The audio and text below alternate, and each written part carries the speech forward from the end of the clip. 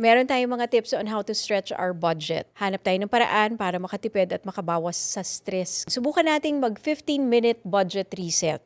No, walang emosyon, tingnan lang natin ang budget, pure math, walang guilt, kunin mo yung monthly take-home income mo. Yung inuuwi mo na, less the taxes, less the kung ano man yung binabawas. So, isulat mo lahat yung fixed bills mo. Ano yung mga fixed bills? Renta, kotse, insurance, telepono, daycare, o bayad sa utang. Ito yung every month kailangan mong bayaran. Yung income minus fixed bills equals, yung matitira doon, yun yung flex money mo.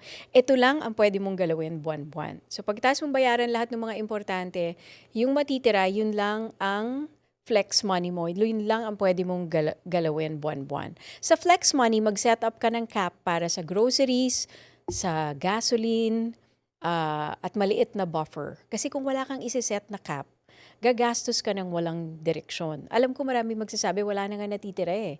Pagkatapos ng renta, pagkatapos ng gas, yun ang malaking problema. Kasi dapat magkasya talaga yung income natin dun sa gastos natin. Kung wala, dyan napapasok yung maghahanap tayo ng ibang means or papaliitin natin yung ating gastos.